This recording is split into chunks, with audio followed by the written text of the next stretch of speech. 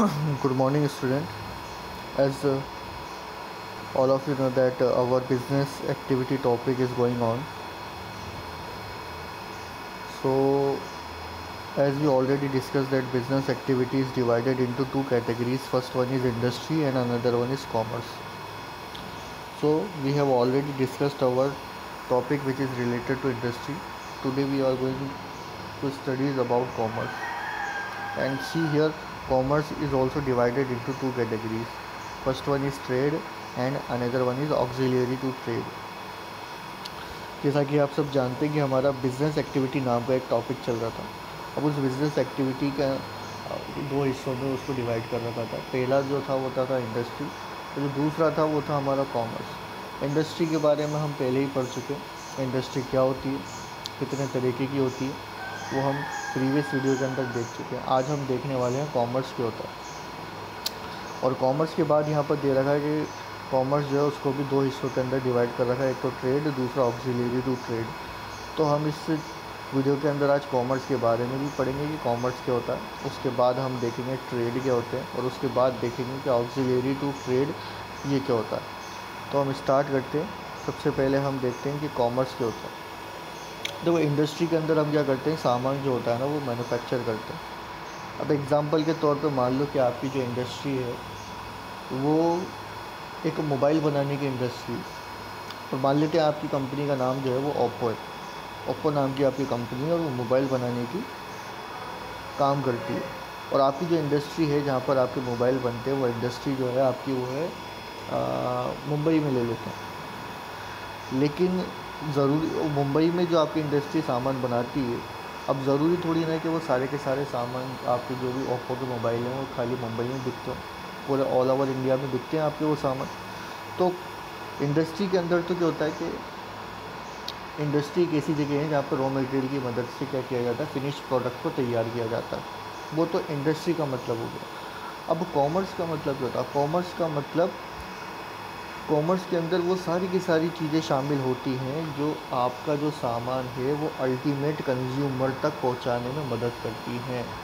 यानी वो सारी की सारी एक्टिविटी जो आप अल्टीमेट कंज्यूमर तक माल पहुंचाने में आप परफॉर्म करते हैं, वो सारी की सारी एक्टिविटी जो है कॉमर्स में आती है। जैसे कि इंडस्ट्री आपकी मुंबई में थी और मुंबई में आपने क्या कर लिया, सामान बना के तैयार कर लिया, मोबाइल बना के तैयार रख लिया। अब वो मोबाइल आप पूरे इंडिया में बेचोगे क्योंकि आपके जो कंज्यूमर्स, अल्टीमेट जो कंज्यूमर है यानी जो आपके मोबाइल को यूज़ करेंगे वो पूरे इंडिया में फैले हुए। तो पूरे इंडिया में आपको जब वो सामान भेजना पड़ेगा तो भेजने के लिए आपको बहुत सारी एक्टिविटी करनी पड़ेगी। जैसे कि आपको ट्रांसपोर्ट भी करना पड़ेगा, आपका मोबाइल जो है मुंबई से अलग अलग सिटीज़ के अंदर, अलग अलग स्टेट के अंदर ट्रांसपोर्ट करना पड़ेगा आपको अपने जो स्टॉक है उसको वेयर हाउस यानी गोदाम वगैरह में भी रखना पड़ेगा, क्योंकि आपका माल है, आपका बना के बहुत सारे स्टॉक तैयार रखते हो तो उस स्टॉक को आप कहीं ना कहीं रखोगे तो उसे उठा के। तीसरा, जब आप सामान भेजते हैं एक जगह से दूसरी जगह, जब आप सामान भेजेंगे अपना एक जगह से दूसरी जगह किसी भी शिप के थ्रू या किसी भी ट्रक के थ्रू या रेल के थ्रू जब आप भेजोगे तो भेजने के साथ क्या होता है, एक तरीके का रिस्क जुड़ा हुआ होता है। अब वो रिस्क जब आप सामान भेज रहे हो तब भी जुड़ा हुआ होता है। और मान लो आपने सामान बना के तैयार रख लिया तो हो सकता है कोई बाढ़ वगैरह आ जाए जिसकी वजह से आपका जो सामान है पूरा का पूरा ख़राब हो जाए। ये जब आप शिप के अंदर सामान भेज रहे हैं या ट्रेन के थ्रू भेज रहे हैं, किसी भी ट्रांसपोर्ट के थ्रू भेज रहे हैं, और हो सकता है कि आपका सामान बीच में ही चोरी वगैरह हो जाए, हो सकता है गोडाउन से भी चोरी हो जाए। तो ये क्या है, यहाँ पर एक तरीके का रिस्क है कि अगर आपके सामान को कोई नुकसान हो गया, आपका सामान डूब गया, चोरी हो गया, जल गया, तो इस केस में आपका क्या है, नुकसान का रिस्क है, आपको एक रिस्क, एक तरीके का जोखिम है। तो आप क्या करते हो, उस रिस्क से बचने के लिए हम क्या कराते हैं, हमारे जो सामान है उसका इंश्योरेंस करा लेते हैं। तो ये भी किसका पार्ट है, ये भी एक कॉमर्स का पार्ट है। उसके अलावा जब कोई इंडस्ट्री बाज़ार में अपने सामान को जो है प्रोड्यूस करती है, प्रोडक्शन करती है, तो सामान को प्रोड्यूस करने के लिए उसको पैसों की ज़रूरत पड़ती है। तो पैसा उसको कहाँ से मिलता है, वो पैसा उसको बैंक वगैरह से मिलता है एज अ फाइनेंस, लोन के रूप में। तो वो भी किसका पार्ट है, वो भी कॉमर्स का पार्ट है। तो कहने का मतलब ये है कि कॉमर्स में वो सारी की सारी एक्टिविटी आती हैं जो एक अल्टीमेट कंज्यूमर तक आपका सामान पहुंचाने में आपकी मदद करती हैं। वो सारी की सारी एक्टिविटी किसके अंदर आती है, कॉमर्स के अंदर आती है। अब कॉमर्स में ट्रांसपोर्ट भी आता है, कॉमर्स में वेयर हाउस भी होता है, वेयर हाउस का मतलब गोदाम। ट्रांसपोर्ट के अंदर आपका इंश्योरेंस भी आता है, क्योंकि जब तक एक बिजनेसमैन को इस बात का डर रहेगा कि मैं सामान भेजूँगा, सामान चोरी हो गया तो इससे मुझे नुकसान हो जाएगा। अब नुकसान हो जाएगा तो इस डर से वो सामान नहीं भेजेगा। लेकिन अगर उसने इंश्योरेंस करवा रखा है तो वो इस डर से क्या हो जाएगा, बच जाएगा कि अगर उसको माल चोरी भी हो जाता है तब उसके पास क्या है, इंश्योरेंस कंपनी है जो उसके उस लॉस का पैसा उसको कवर करके देगी। तो कॉमर्स के अंदर इंश्योरेंस भी आ जाता है। चौथा, कॉमर्स के अंदर हमने बैंकिंग को भी देख लिया, क्योंकि आपको जब सामान बनाते हो, प्रोड्यूस करते हो, मैन्युफैक्चर करते हो तो आपको पैसों की भी रिक्वायरमेंट होती है। वो पैसा कहाँ से मिलता है, आपको बैंक वगैरह से मिलता है, ये भी एक कॉमर्स का पार्ट है। एक होता है एडवर्टाइजमेंट। एडवर्टाइजमेंट का मतलब जहाँ पर आपने सामान बना लिया, अब आप चाहते हैं कि लोगों को आपके सामान के बारे में पता चले, तो आप क्या करते हो, अपने सामान को, अपने जो गुड्स हैं उसको प्रमोट करते हो। किसके थ्रू, एडवर्टाइजमेंट वगैरह के थ्रू, ताकि ज़्यादा से ज़्यादा पब्लिक को आपके प्रोडक्ट के बारे में पता चले और वो अपने आप को आप इस तरीके से एडवर्टाइजमेंट दें ताकि आप पब्लिक को जो है वो इन्फ्लुएंस कर सकें आपका सामान को ख़रीदने के लिए। तो ये भी किसका पार्ट है, कॉमर्स का पार्ट है। तो इंडस्ट्री क्या होती है, इंडस्ट्री वो प्लेस होती है जहाँ पर रॉ मटेरियल को फिनिश्ड गुड्स के अंदर कन्वर्ट किया जाता है। और कॉमर्स क्या है, कॉमर्स का मतलब कॉमर्स के अंदर वो सारी की सारी एक्टिविटी शामिल हैं जो आपके जो भी गुड्स हैं उसको अल्टीमेट कंज्यूमर्स तक पहुँचाने में आपकी मदद करती हैं। अब देख लेते हैं कॉमर्स जो बुकिश लैंग्वेज में जो हमने लिख रखा है। Commerce include all those activities which helps directly और indirectly in the distribution of goods to the ultimate consumer. Commerce के अंदर वो सारी की सारी एक्टिविटी शामिल होती हैं जो डायरेक्टली या इनडायरेक्टली अल्टीमेट कंज्यूमर तक आपके गुड्स को डिस्ट्रीब्यूट करने में आपकी मदद करती हैं। फिर उसके बाद देखा था हमने कॉमर्स जो है उसको दो कैटेगरीज़ के अंदर डिवाइड कर रखा। फर्स्ट वन इज़ ट्रेड और दूसरा है हमारा ऑक्सिलरी टू ट्रेड। ट्रेड का सिंपल मीन होता है कि गुड्स एंड सर्विसेज को ख़रीदना या बेचना। एग्ज़ाम्पल, एक दुकानदार आगे से सामान आपसे ख़रीद रहा है, फिर बेच रहा है और थोड़ा मुनाफा कमा रहा है, तो ये क्या है, ये ट्रेड का पार्ट है। ठीक है, जैसे कि कोई दुकानदार है, मान लो कोई परचूनी वाला है, देखा है आपने, वो क्या करता है, आगे से सामान ख़रीद के लाता है। ठीक है, जो सामान वो ख़रीद के लाता है उसी सामान को फिर वो क्या करता है, अपने जो भी कस्टमर्स वगैरह उनको बेचता है। और जो सामान वो बेचता है उसी रेट में तो नहीं बेचता जिस रेट में वो ख़रीद के लाया, थोड़ा बहुत आपसे थोड़ा बहुत प्राइस ज़्यादा लेता है, तो वो थोड़ा बहुत क्या करता है, मुनाफा कमाता है। तो ये क्या है, ट्रेड। ट्रेड का मतलब ये तो buying and selling of goods and service, इसको हम ट्रेड कहते हैं। अब इस ट्रेड को करने के लिए और भी कुछ एक्टिविटीज़ करनी पड़ती हैं। अब देखो, ट्रेड जो है वो आसानी से तो हो नहीं सकता। अब आपने बोल दिया कि buying and selling of goods and service is a trade, लेकिन अब इस ट्रेड को करने के लिए भी आपको बहुत कुछ करना पड़ता है। वो क्या करते हो आप, कुछ एक्टिविटीज़ करनी पड़ती हैं आपको इस ट्रेड को करने के लिए, जिसके बिना ट्रेड पॉसिबल नहीं है। उससे हम क्या कहते हैं, ऑक्सिलरी टू ट्रेड कहते हैं। अब आपने ट्रेड का मतलब तो देख लिया, ट्रेड का मतलब क्या था, गुड्स और सर्विसेज को ख़रीदना बेचना, ये क्या है, ट्रेड। ठीक है, अब इस ट्रेड को भी करने के लिए आपको कई एक्टिविटी करनी पड़ती हैं जिसको हम ऑक्सिलरी टू ट्रेड कहते हैं। वो कौन कौन सी एक्टिविटी जो हमको इस ट्रेड के लिए करनी पड़ती है, ट्रांसपोर्ट की ज़रूरत पड़ती है आपको बैंकिंग की भी ज़रूरत पड़ती है, आपको इंश्योरेंस की भी ज़रूरत पड़ती है, आपको कम्युनिकेशन की भी ज़रूरत पड़ती है, आपको क्या एडवर्टाइजमेंट की भी ज़रूरत पड़ती है। तो ये सारी के सारे मिल के बनते हैं ऑक्सिलरी टू ट्रेड। ठीक है, अब इनका मतलब जो है हम आगे चल के डिटेल में पढ़ेंगे एक एक करके। ठीक है, अब देख लेते हैं बुक के अंदर हमने क्या लिख रखा है। Commerce includes two type of activity. Commerce के अंदर दो तरीके की एक्टिविटी शामिल की गई हैं। पहला जो है वो ट्रेड है, दूसरा जो है वो है हमारा ऑक्सिलरी टू ट्रेड है हमारा। ट्रेड का मतलब हमने देख लिया, ट्रेड का मतलब होता है buying and selling of goods and service is termed as trade. Goods and services को खरीदना या बेचना उसको क्या कहते हैं, ट्रेड कहते हैं। फिर हमने ये भी देखा कि ट्रेड जो है वो आसानी से नहीं हो जाता। ट्रेड को करने के लिए हमें बहुत सारी एक्टिविटी करनी पड़ती है। अब देखते हैं बुक के अंदर, नोट्स के अंदर हमने क्या लिख रखा है। There are many ancillary activities which are required to facilitate this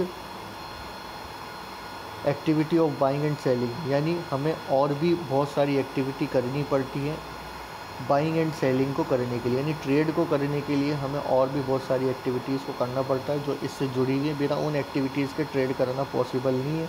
और उन एक्टिविटीज़ को क्या कहते हैं, हम ऑक्सिलरी टू ट्रेड कहते हैं उन एक्टिविटीज़ को। और ऑक्सिलरी टू ट्रेड के अंदर कौन कौन सी एक्टिविटी शामिल है, ट्रांसपोर्ट की शामिल है, बैंकिंग की शामिल है, इंश्योरेंस की शामिल है, कम्युनिकेशन भी शामिल है, एडवर्टाइजमेंट भी शामिल है, पैकिंग और वेयर हाउसिंग की एक्टिविटी भी इसके अंदर शामिल है, क्योंकि ये सारी की सारी एक्टिविटी भी तो करनी पड़ती है हमें ट्रेड करने के लिए।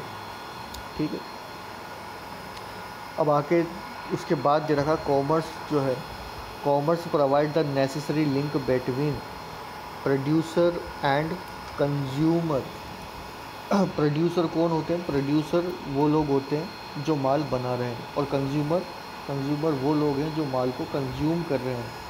उन दोनों के बीच में लिंक बनाता है ये कॉमर्स की एक्टिविटी, यानी प्रोड्यूसर से माल कंज्यूमर तक पहुंचाने में मदद करती है हमारी ये सारी की सारी एक्टिविटी, जिसका अभी हमने ऊपर नाम लिया, ट्रांसपोर्ट, वेयर हाउसिंग, बैंकिंग वगैरह।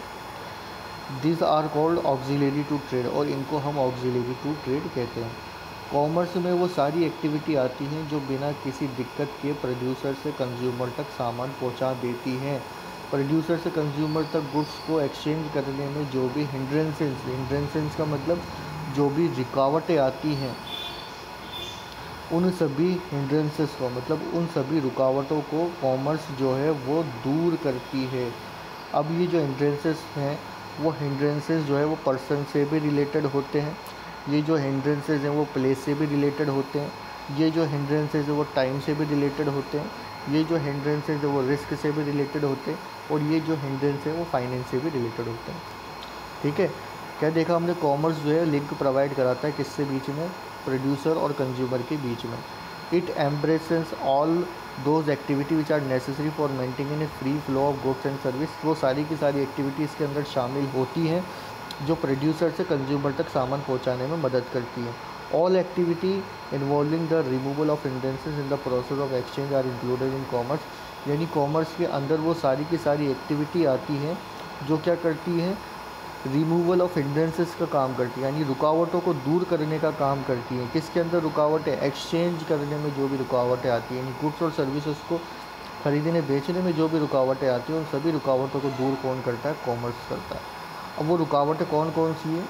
वो रुकावटें पर्सन की भी होती हैं, वो रुकावटें प्लेस की भी होती हैं, वो रुकावटें टाइम की भी होती हैं, वो रुकावटें रिस्क से भी रिलेटेड होती हैं, वो रुकावटें फाइनेंस से भी रिलेटेड होती हैं। अब एक एक करके देखते हैं पर्सन से रिलेटेड कैसी कैसी रुकावटें। अब पर्सन से रिलेटेड कैसी कैसी रुकावटें, मान लो कि आप जो है वो क्या है, एक मैन्युफैक्चरर हैं। अब मैन्युफैक्चरर हैं आप, क्या आपने क्या है ओप्पो का मोबाइल बनाया, ठीक है। अब आप मैन्युफैक्चरर और आप जो है वो आपकी जो इंडस्ट्री वगैरह जो है वो कहाँ है? दिल्ली में। और दूसरे जो है आपके कंज्यूमर, मैंने यहाँ पर मुंबई लिख दिया, लेकिन आपके कंज्यूमर आप ये मान के चले कि ऑल ओवर इंडिया।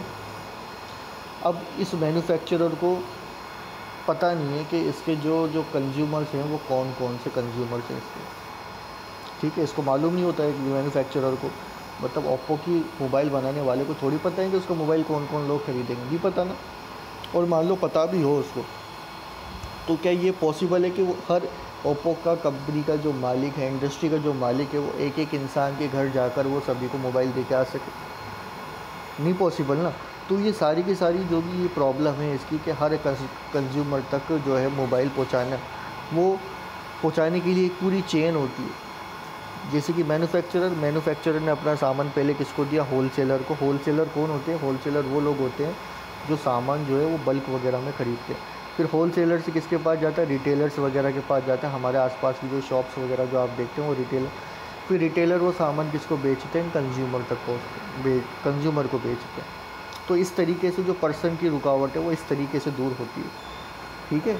मैन्युफैक्चरर से सामान होलसेलर्स के पास जाता है। होलसेलर जैसे कि अब जयपुर की बात करें तो जयपुर के होलसेलर, फिर जयपुर के होलसेलर से रिटेलर्स के पास जाता है।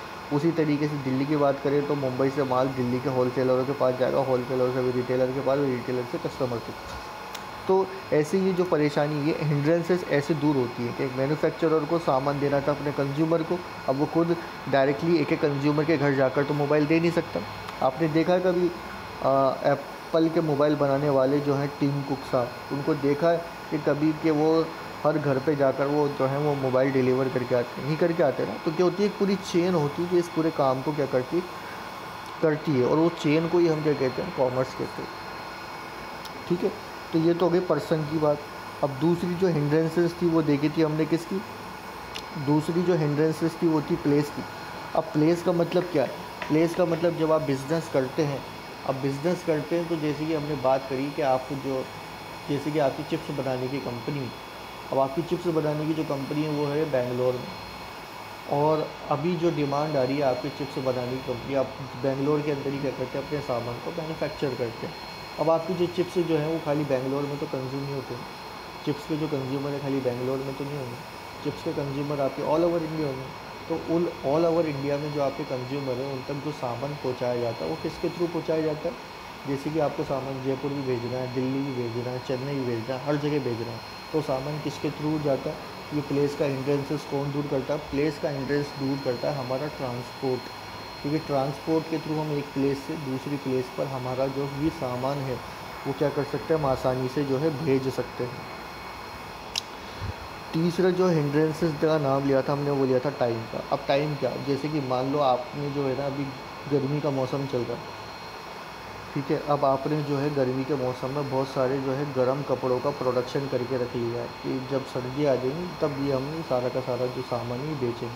अब जो भी आपने प्रोडक्शन बना कर रख लिया, अब वो इस मौसम में तो बिकेगा नहीं, क्योंकि थोड़ा टाइम लगेगा, सर्दी आ जाएगी जब बिकेगा। तो जब तक सर्दियाँ नहीं आ जाती तब तक वो सामान कहाँ रखेंगे आप, तो जब तक वो सामान जो है आप वेयर हाउस में रखेंगे, वेयर हाउस का मतलब तब तक वो सामान जो है वो गोदाम में रखा जाता है। तो टाइम की जो भी हिंड्रेंसेस आता है वो कौन पूरा कर देता है, कौन दूर कर देता है, वेयर हाउस दूर कर देता है। चौथा जो है वो है हमारा रिस्क। रिस्क का हिंड्रेंसेस कैसे दूर हो, रिस्क का मतलब जोखिम। जब आप कोई बिज़नेस करते हो तो आपके साथ एक रिस्क तो जुड़ा हुआ रहता है।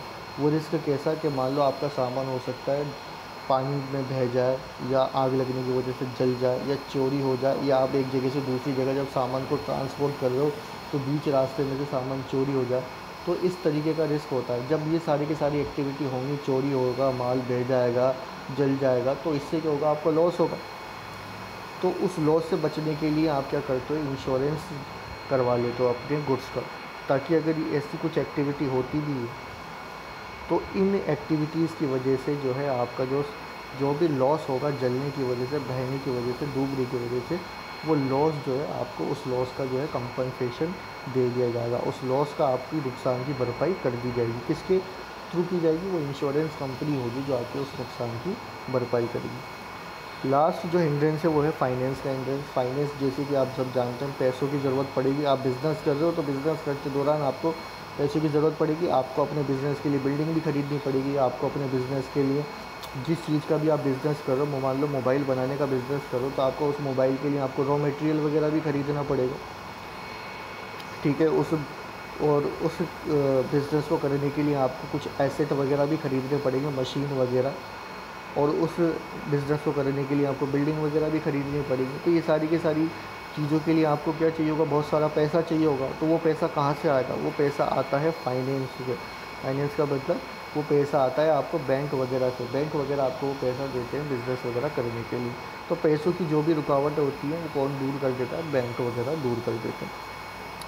तो ये था, हमने कॉमर्स का मतलब देखा। कॉमर्स का मतलब, कॉमर्स में वो सारी की सारी एक्टिविटी आती हैं जो एक प्रोड्यूसर से अल्टीमेट कंज्यूमर तक सामान पहुंचाने में मदद करती है। वो सारी की सारी एक्टिविटी जो प्रोड्यूसर से अल्टीमेट कंज्यूमर तक पहुंचाने में जो भी हम करते हैं उसको हम क्या करते हैं, कॉमर्स कहते हैं। हम कॉमर्स में जो कॉमर्स को दो कैटेगरी के अंदर डिवाइड कर रखा है। पहला ट्रेड। ट्रेड का मतलब buying and selling of goods and service is known as trade. Goods को खरीदना बेचना क्या है, ट्रेड है। लेकिन ये ट्रेड हमने बोल तो दिया, लेकिन इस ट्रेड भी आसानी से नहीं हो जाता। इस ट्रेड को करने के लिए हमें जो जो एक्टिविटी करनी पड़ती है उन एक्टिविटी को क्या कहते हैं, ऑक्सिलरी टू ट्रेड कहते हैं। और वो एक्टिविटी कौन कौन सी होती है, हमें ट्रेड करने के लिए ट्रांसपोर्ट करना पड़ता है, बैंकिंग की भी ज़रूरत पड़ती है, इंश्योरेंस की भी ज़रूरत पड़ती है, कम्युनिकेशन की भी ज़रूरत पड़ती है, एडवर्टाइजमेंट की भी ज़रूरत पड़ती है, पैकेजिंग की और वेयर हाउसिंग की भी ज़रूरत पड़ती है। फिर हमने देखा था कॉमर्स जो है एक लिंक प्रोवाइड कराता है प्रोड्यूसर और कंज्यूमर के बीच में, और इट इंक्लूड, इसके अंदर वो सारी की सारी एक्टिविटी आ जाती हैं जो क्या करती हैं, अल्टीमेट कंज्यूमर तक सामान पहुंचाने में हमारी मदद करती हैं। ऑल एक्टिविटी, और ये जो एक्टिविटी होती हैं सामान पहुंचाने में मदद तो करती हैं, लेकिन बीच रास्ते में जो जो रुकावटें आती हैं हमारी एक पर्सन से दूसरे पर्सन तक गुड्स पहुंचाने में, उन रुकावटों को भी दूर करने का काम करती हैं ये कॉमर्स। अब ये जो रुकावटें होती है वो किससे रिलेटेड होती है, पर्सन से भी रिलेटेड रुकावट होती है। जैसे कि हमने देखा पर्सन से रिलेटेड रुकावट है कि हम मोबाइल बनाते हैं, मोबाइल बनाने की कंपनी जो है हमारी वो दिल्ली में है, लेकिन हमें जो है ऑल ओवर इंडिया के अंदर हमें सामान बेचना है, बेचने के लिए हमें क्या करना पड़ता है, एक एक इंडिविजुअली घर तो जाके दे नहीं सकते, तो हम क्या करते हैं, एक चेन होती है, उस चेन को क्या करते हैं, हम फॉलो करते हैं, वो चेन हमारी मदद करती है। वो चेन क्या है, कॉमर्स का ही पार्ट है। उसके बाद दूसरी रुकावटें देखी थी हमने, प्लेस की रुकावटें। मुंबई में हम सामान बना रहे हैं लेकिन बेचना जयपुर भी है, दिल्ली भी है, तो ये रुकावटें कौन दूरी करता है, हमारी ट्रांसपोर्ट दूर करता है। तीसरी जो रुकावट है, टाइम की रुकावट है। प्रोडक्शन कर लिया गर्मियों में लेकिन बेचना सर्दियों में, तो तब तक वो सामान कहाँ रहेगा, तब तक वो सामान वेयर हाउस में रखते हैं, तो टाइम की रुकावट किसने दूर कर दी, वेयर हाउस में। चौथा रिस्क, सामान को भेजते हैं, बनाते हैं या जो भी करते हैं तो उसके अंदर क्या होता है, एक रिस्क जुड़ा होता है कि मान लो कि सामान जल गया, चोरी हो गया, बह गया, तो उससे हमें नुकसान होगा। तो उस नुकसान से बचने के लिए हम क्या करते हैं, इंश्योरेंस कंपनी से इंश्योरेंस करवा लेते हैं। लास्ट जो है फाइनेंस, यानी बिज़नेस करते दौरान हमें पैसों की ज़रूरत भी पड़ती है, और ये पैसों की जो भी ज़रूरत है, ये ज़रूरतें हमारी कौन पूरी करता है, ये पैसों की जो ज़रूरत है हमारी, ये ज़रूरत पूरी करते हैं हमारी बैंक वगैरह। आगे है the hindrances of person is removed by trade, thereby making goods available to the consumer from the producer. Transport remove the hindrances of place. Transport जो है हमारा, वो कौन सी रुकावटों को दूर कर देता है, प्लेस की रुकावटें दूर करता है, क्योंकि एक जगह से दूसरी जगह सामान भेजना है, क्योंकि हमने मुंबई में रहते हैं और मुंबई में हमने सामान बनाया, अब हमें सामान की जो डिमांड है वो जयपुर के लोग भी कर रहे हैं, दिल्ली के लोग भी कर रहे हैं, चेन्नई के लोग भी कर रहे हैं, अलग अलग प्लेस से डिमांड आ रही है। तो अब ये अलग अलग प्लेस पे कोई, जिसने, जैसे हमने इंडस्ट्री का मालिक हर घर पे तो जाके देगा नहीं, तो क्या करेगा, वो ट्रांसपोर्ट के थ्रू अपने सामान को एक जगह से दूसरी जगह क्या करेगा, भिजवाएगा। ट्रांसपोर्ट इसलिए लिखा हुआ भी है, transport remove the hindrances of place. Place का हिंड्रेंस जो है ट्रांसपोर्ट दूर कर देता है, by moving the goods from one place of production to the market for sale. कहाँ से गुड्स को मूव करता है, जहाँ पर गुड्स बने हैं वहाँ से मूव कर देता है, जहाँ जहाँ पर इस गुड्स की ज़रूरत है वहाँ पर इसको भेज कर। दूसरा जो है स्टोरेज और warehousing activity, remove the hindrances of time by facility holding of goods to be sold and when required. Storage और वेयर हाउसिंग की जो भी हमारी एक्टिविटी है वो क्या करती है, वो भी एक हमारी परेशानियों को दूर कर देती है। कौन सी परेशानियों को, टाइम की परेशानियों को। टाइम की परेशानी कैसे, जैसे हमें अभी सामान तो बना लिया लेकिन अभी हमें जिसको बेचने का मौसम नहीं है, इसको बेचने का मौसम जो है कुछ समय के बाद आएगा, तो जब तक हम इस सामान को कहाँ रखते हैं, तब तक हम इस सामान को जो है वेयर हाउस वगैरह में रखते हैं, और वेयर हाउस में से फिर हमें जब इस सामान की ज़रूरत पड़े बेचने की, हम वेयर हाउस से सामान निकाल के बेच सकते हैं जब हमें ज़रूरत है। उसके बाद goods are subjected to the risk of loss of damage due to theft, fire accident. Goods जो है उनके साथ हमेशा एक रिस्क जुड़ा हुआ होता है, किसका, नुकसान का। वो नुकसान जो है चोरी की वजह से भी हो सकता है, फायर की वजह से भी हो सकता है, एक्सीडेंट की वजह से भी हो सकता है। इसलिए अब उस रिस्क को प्रोटेक्ट करना, उस चीज़ से, उस लॉस से बचना, वो भी क्या है, ज़रूरी है। तो उस लॉस से हमें कौन बचाता है, उस लॉस से हमें बचाता है इंश्योरेंस कंपनी वगैरह। उसके बाद है अगला, capital required to undertaken the above activity. D नहीं है, इसको टू कर लेना। Capital required to undertaking the above activity is provided by banking and finance institution. मतलब अब जो भी हमें कैपिटल की रिक्वायरमेंट पड़ती है, हमारी जो भी बिज़नेस की एक्टिविटी करने के लिए हमें कैपिटल की ज़रूरत तो पड़ेगी। कैपिटल का मतलब पैसे की ज़रूरत तो पड़ेगी, और उस पैसों की ज़रूरत को कौन पूरा करता है, हमारा बैंकिंग और फाइनेंस के जो भी इंस्टीट्यूशन होते हैं वो हमारी इस ज़रूरतों को पूरा करते हैं। वो हमें क्या करते हैं, पैसा वगैरह प्रोवाइड कराते हैं हमारे बिज़नेस को चलाने के लिए, या जो भी मशीन, बिल्डिंग वगैरह को ख़रीदने के लिए। उसके बाद advertisement make it possible for the producer and trader to inform consumer about the goods and service available in market. Advertisement जो होता है वो क्या करता है, लोग भागों को हमारे गुड्स के बारे में इंफॉर्मेशन प्रोवाइड कराता है, ठीक है, लोग भागों को हमारे गुड्स के बारे में बताता है। अब एक बिज़नेस का जो मालिक है वो हर घर पे जाके अपने प्रोडक्ट के बारे में इंफॉर्मेशन तो देता नहीं, इसलिए वो क्या करता है, एडवर्टाइजमेंट की टेक्निक को यूज़ करता है, जो उसकी मदद करती है हर एक कंज्यूमर को उस प्रोडक्ट के बारे में इंफॉर्मेशन देती है, और उस इंफॉर्मेशन के बेसिस पर जो है कंज्यूमर जो है वो डिसीजन लेता है कि उसको ये प्रोडक्ट ख़रीदना चाहिए या नहीं ख़रीदना चाहिए। कुल मिला के जो एडवर्टाइजमेंट जो है वो क्या करता है, इन्फ्लुएंस करता है कस्टमर को गुड्स वगैरह ख़रीदने के लिए।